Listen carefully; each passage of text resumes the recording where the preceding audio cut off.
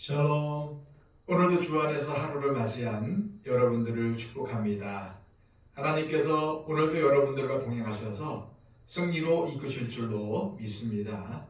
기도하겠습니다. 아버지 하나님, 우리를 살려주시고 구원의 은혜로 살게 하여 주심을 감사합니다. 주님께서 우리에게 부탁하신 대로 소금과 빛의 역할을 감당하며 구원을 이루는 삶을 살기를 원합니다. 주님, 심히 지혜가 부족합니다. 하늘의 신령한 지혜로 채워주옵소서. 또한 부족하고 능력도 없습니다.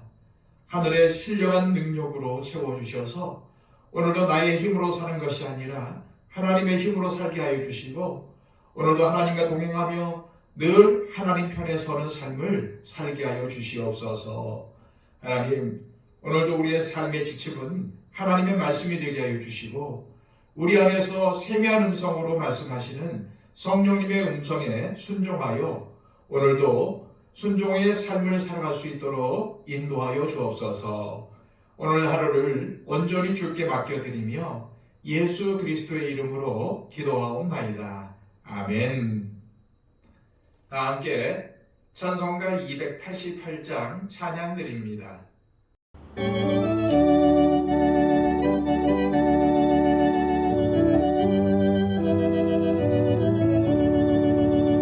예수를 나의 구주 삼고 성령과 피로서 거듭나니 이 세상에선 내 영혼이 하늘의 영광 누리도다. 이것이 나의 간증이요, 이것이 나의 찬송이세. 나 사는 동안 끊임없이 그주를 찬송하리로다. 온전히 주께 맡긴 내 영, 사랑의 음성을 듣는 중에 천사들 왕래하는 것과 하늘의 영광 보리로다. 이것이 나의 간증이요, 이것이 나의 찬송이세. 나 사는 동안 끊임없이 구주를 찬송하리로다. 주 안의 기쁨 누림으로 마음의 풍랑이 잔잔하니 세상과 나는 간거 없고 구속한 주만 보이도다. 이것이 나의 간증이요, 이것이 나의 찬송이세. 나 사는 동안 끊임없이 구주를 찬송하리로다.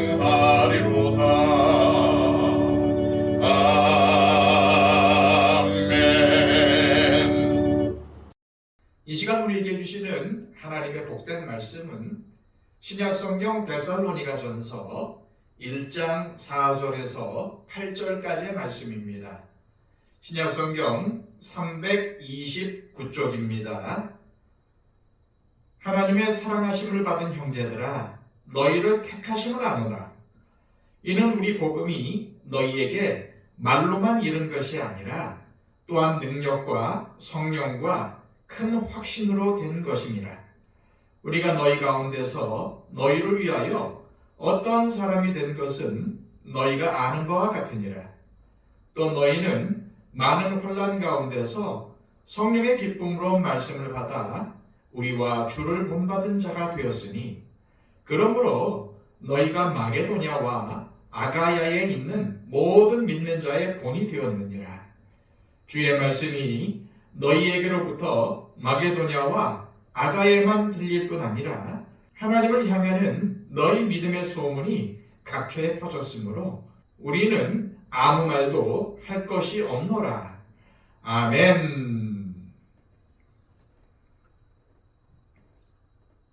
지난 시간 데살로니가 교인들의 믿음의 역사와 사랑의 수고와 소망의 인내를 칭찬한 바울은 오늘 본문에서 데살로니가 교인들이 하나님의 사랑과 택하심을 받은 것에 대해서 말합니다. 4절입니다. 하나님의 사랑하심을 받은 형제들아 너희를 택하심을 아노라. 바울은 이러한 사실을 어떻게 알 수 있었을까요? 하나님께서 바울에게 알려주셨던 것일까요? 사실 데살로니가 교인들은 충분한 시간을 가지고 바울에게 신앙 교육을 받을 여유가 없었습니다. 기독교인들을 박해하는 유대인들의 횡포 때문에 바울 일행이 급히 데살로니가를 떠나야 했기 때문이었습니다. 그런 상황에서도 데살로니가 교회의 성도들은 신앙생활을 지속하고 있었고 게다가 바울이 놀랄 정도로 신앙의 모범을 보여주고 있었습니다. 그러한 데살로니가 교인들의 신앙을 전해 들은 바울은 하나님께서 친히 그들을 사랑하시고 택하셨다는 사실을 금방 알 수 있었던 것입니다. 물론 그렇다고 해서 그들이 흠잡을 데 없을 정도의 신앙을 가지고 있었다는 의미는 아닙니다. 그들은 여전히 신앙생활에서 미흡한 부분들이 있었고 동시에 고쳐나가야 할 부분들이 있었습니다. 그래서 바울은 이 데살로니가 전서를 통해서 그들이 보충하고 고쳐야 할 부분들을 가르쳐 주고자 했던 것입니다. 하지만 데살로니가 교인들이 순수하게 복음을 믿고 따르려는 그 열정만큼은 여느 성도나 교회 공동체 못지않게 모범적이었습니다. 바울은 그들의 모범적인 신앙이 계속 이어지기를 소망했기에 다음과 같은 말씀으로 격려했습니다. 6절에서 8절까지의 말씀입니다. 또 너희는 많은 환난 가운데서 성령의 기쁨으로 말씀을 받아 우리와 주를 본받은 자가 되었으니 그러므로 너희가 마게도냐와 아가야에 있는 모든 믿는 자의 본이 되었느니라. 주의 말씀이 너희에게로부터 마게도냐와 아가야에만 들릴 뿐 아니라 하나님을 향하는 너희 믿음의 소문이 각처에 퍼졌으므로 우리는 아무 말도 할 것이 없노라. 여기서 바울은 데살로니가 교회의 성도들이 자신과 주님을 본받았다고 합니다. 바울의 이 말은 오해를 불러일으킬 소지가 있습니다. 왜냐하면 바울이 자신과 주님을 동등하게 여기고 있다는 뉘앙스를 주기 때문입니다. 하지만 그렇지 않습니다. 바울이 어떻게 자신과 주님을 동등한 존재로 여겼겠습니까? 바울과 그의 동역자들은 누구보다도 주님을 닮고자 힘썼습니다. 이것이야말로 우리 그리스도인들의 가장 바람직한 모습이 아니겠습니까? 자신이 그리스도인이라고 하면서 그리스도인으로서 하나님의 말씀에 순종하며 사는 모습을 보이지 않으면 누가 예수님을 믿으려 하고 교회에 다니려 하겠습니까? 그런 이유로 데살로니가 교인들이 바울을 본받으려고 했다는 말은 바울이 예수님을 닮아가려고 힘쓰는 삶을 바람직하게 여겨서 그 신앙을 닮으려 했다는 뜻임을 알 수 있습니다. 바울 당시 스승과 제자의 관계는 단순히 지식을 가르치고 배우는 관계가 아니었습니다. 스승이 제자에게 가르친 대로 사는 모습을 제자들이 보고 닮아가는 게 교육의 핵심이었습니다. 예수님도 당신의 제자들을 가르칠 때 이런 교육 방법을 사용하셨습니다. 그런 면에서 볼 때 데살로니가 교인들은 비록 바울 일행과 함께했던 시간이 짧았지만 그 짧은 순간에도 바울이 복음을 전하고 복음대로 살아가는 모습을 본받으려고 했으며 그리고 이것이 데살로니가 교인들의 신앙을 자라나게 하는데 큰 역할을 했던 것입니다. 앞에서 언급했지만 모든 그리스도인들이 본받으며 닮아가야 할 모델은 예수님입니다. 바울은 예수님을 닮으려고 힘썼고 데살로니가 교인들은 그러한 바울을 닮으려고 힘썼습니다.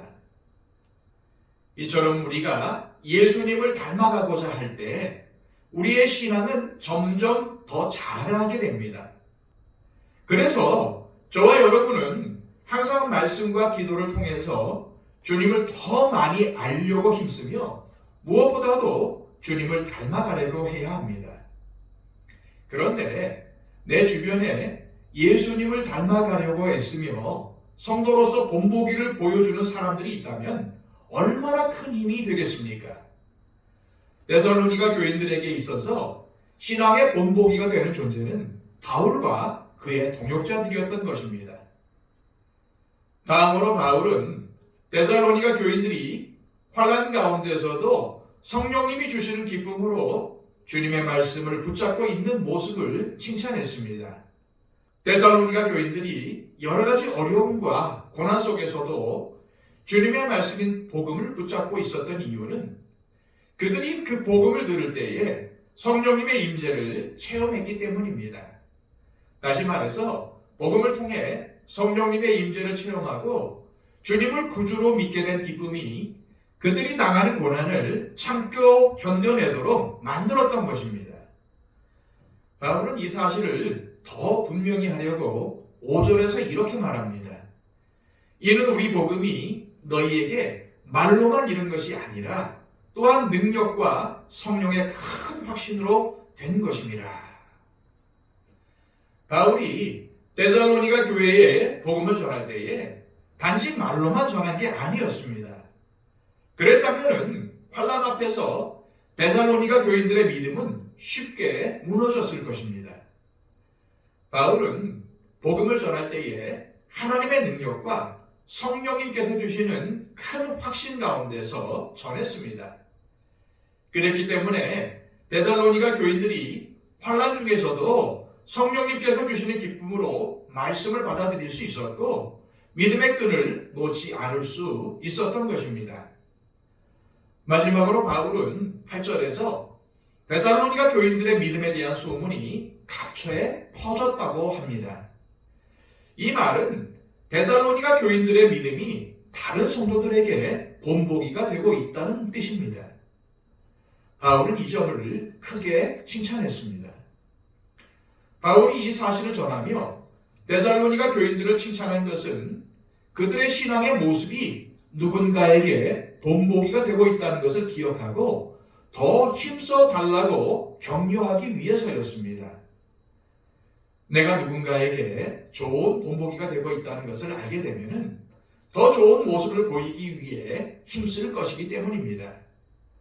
그렇게 되면 데살로니가 교인들의 신앙도 자라고 그들을 본받고자 하는 사람들의 신앙도 자라게 될 것이니 얼마나 좋은 일입니까? 이처럼 내가 다른 사람에게 신앙의 본보기가 되는 삶을 사는 것 자체가 하나님께 영광을 돌리는 것이고 그것이 최고의 전도인 것입니다. 신앙은 가르친다고 해서 가르쳐질 수 있는 게 아닙니다. 목회자나 신학자가 성경과 신학 지식을 잘 가르친다고 불신자들이 복음을 받아들일까요? 복음은 그렇게 해서 전파될 수 있는 것이 아닙니다. 정말로 내 가족들과 친지와 이웃이 복음을 받아들이게 하려면 성령님의 역사가 있어야 합니다. 그래서 우리는 언제나 성령님의 도우심을 구해야 합니다. 데살로니가 사람들 역시도 성령님의 역사를 통해서 복음을 믿게 되었고 믿음이 자라나 다른 성도들의 본보기가 될 수 있었던 것입니다. 또한 우리 그리스도인들이 주님을 닮아가려고 힘쓰는 삶을 보여줄 때에 사람들이 그 모습을 보고 복음을 받아들이게 되는 것입니다. 다시 말해서 내가 그리스도인으로서 좋은 본보기가 될 때에 믿지 않는 사람들이 그 모습을 보고 감동해서 주님을 믿게 되는 것입니다. 내가 그리스도인으로서 세상에 좋은 본보기가 되는 삶을 사는 것이 바로 최고의 전도라는 사실을 기억하시기 바랍니다. 이 시간 기도하실 때에 하나님, 우리도 바울처럼 누군가가 닮고 싶어하는 사람이 되기를 원합니다. 내가 그리스도인으로서 예수님을 닮으려고 힘쓸 때에 그 모습이 다른 성도들에게는 감동을 주며 세상 사람들에게는 본보기가 된다는 사실을 깨닫게 하옵시고 그렇게 살아가는 것이 최고의 전도임을 명심하고 살아가게 하옵소서. 기도하시기를 바랍니다. 그리고 우리의 중보가 필요한 많은 분들이 계시죠.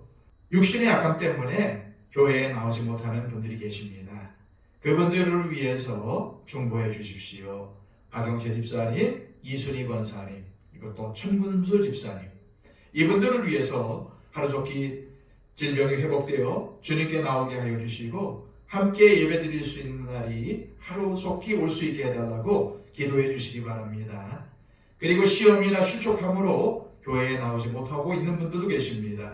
그분들을 위해서도 하루속히 믿음 가운데로 돌아올 수 있도록 기도해 주시기를 바랍니다. 무엇보다도 여러분들의 주변에 있는 가족이나 친지나 이웃 가운데 아직도 주님을 모르고 있는 분들을 위해서 중보해 주시고요. 우리 한국교회와 또한 우리 더 처치를 위해서 중보해 주시고 온 세상 가운데 복음을 전파하는 선교사님들을 위해서도 중보해 주시기를 바랍니다. 이 나라 이 민족을 위해서 기도해 주시고 또한 여러 가지 어려운 가운데 기근이나 지진이나 환란 가운데 있는 여러 민족들을 위해서 기도해 주시기를 바랍니다. 기도하겠습니다.